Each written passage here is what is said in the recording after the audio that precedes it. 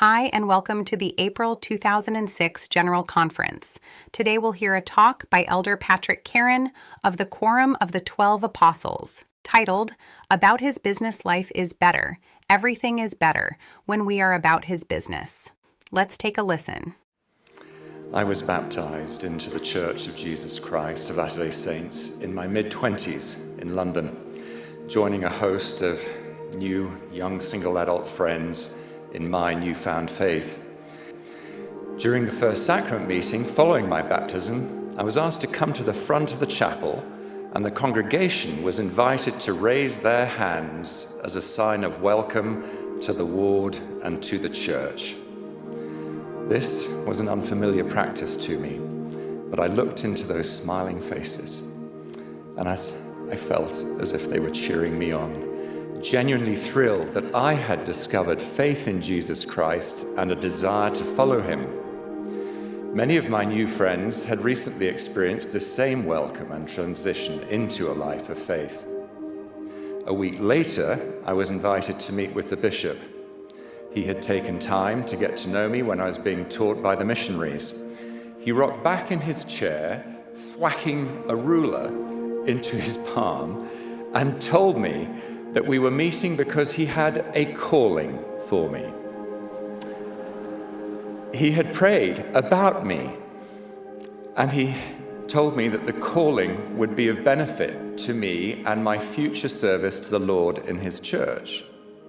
He extended the calling of assistant ward clerk, or clerk, if you like. The reaction in my mind was, assistant ward clerk, well, that is not me. Fortunately, a little grace intervened, and I responded with a thank you, and that I would endeavor to learn what was involved. I did not have a clue. At church the next Sunday, I was asked to stand as my calling was announced. My ward family was invited to raise their hands if they agreed to sustain me.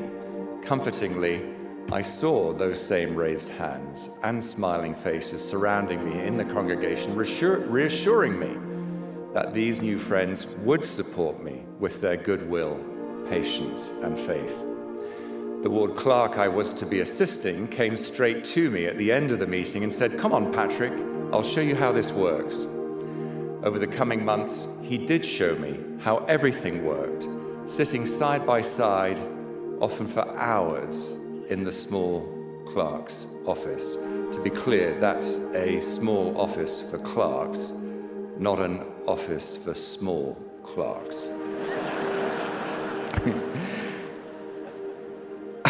Other callings followed. My bishop kept a loving eye on me and eventually shared that he had felt prompted by the Lord to extend callings which would be stretching for me, but he trusted not overwhelming.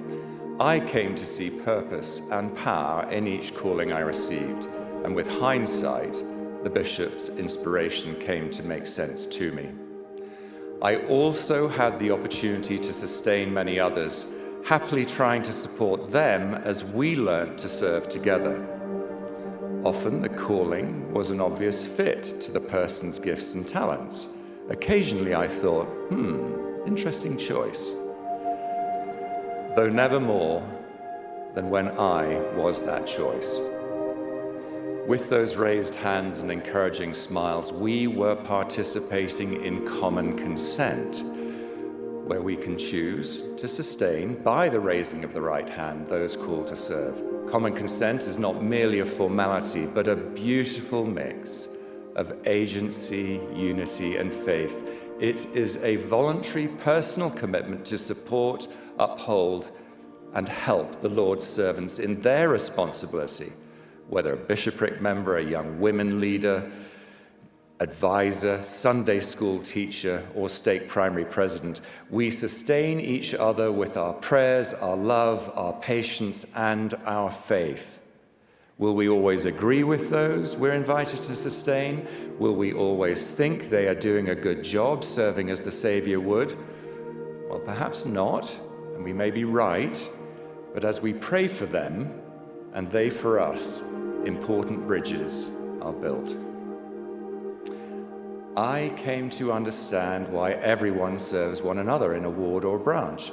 It affords us all the opportunity to pursue Christ and his virtues, such as charity, meekness, forgiveness, and love, all with people who may be very different to us.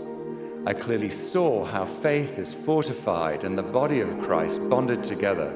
I could see the Lord working through imperfect servants, very much including myself, who were striving to discern his will for those they were serving. Some callings are highly stretching, while others may leave us wondering, isn't there more that I could be asked to do? You might serve in a very visible role for a time, only later to be called to quiet, unseen service, or to support those with less experience.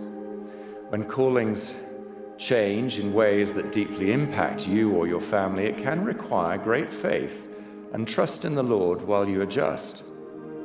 I also acknowledge that there are those who, owing to exceptional circumstances, are unable to respond to a calling at a given time. Careful leaders will be sensitive to this, and through prayer, the Lord can help you know when the time is right for you to serve again.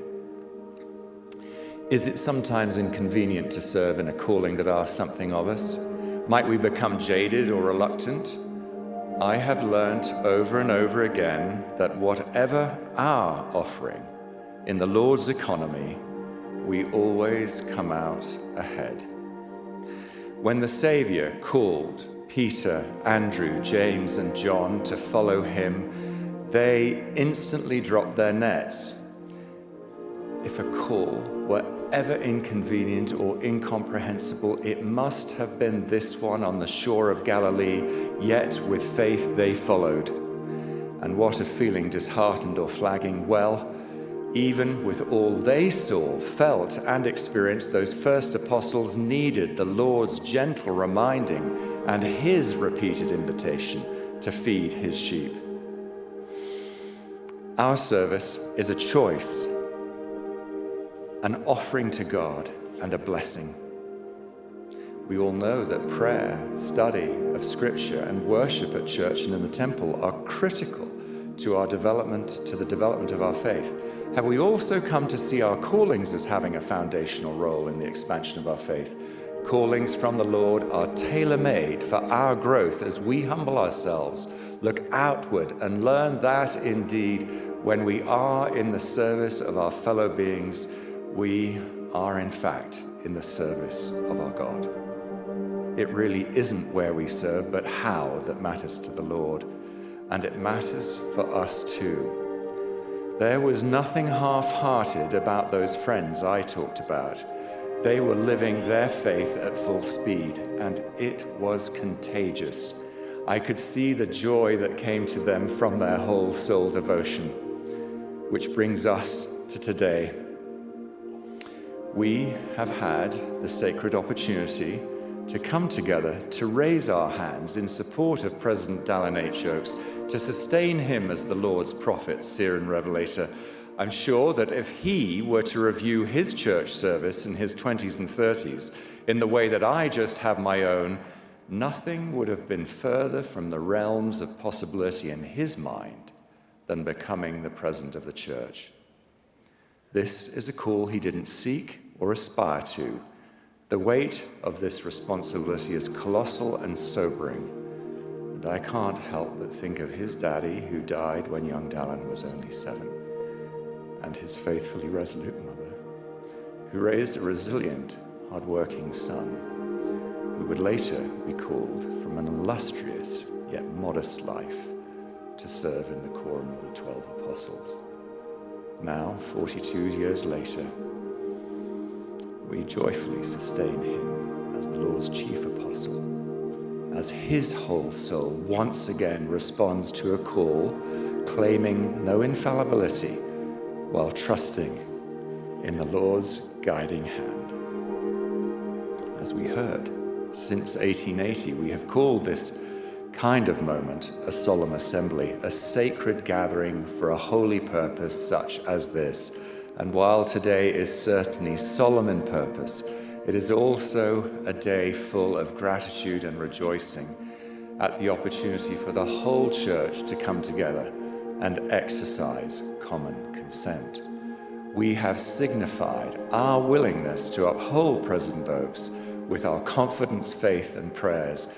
Every individual has stood equal with every other in exercising with soberness and in solemnity his or her right to sustain or not to sustain he who, under the procedures that arise out of Revelation, has been chosen to serve. When 12-year-old Jesus was found by his parents teaching in the temple, he told them that he had been about his Father's business. And we can be too. Every calling, whatever it may be, is his business when embraced with a humble and willing heart and a desire to lift and comfort his children and share his good news.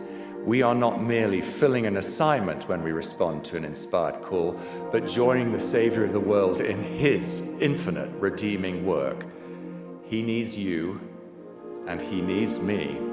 Life is better, everything is better, when we are about his business. In the name of Jesus Christ. Amen.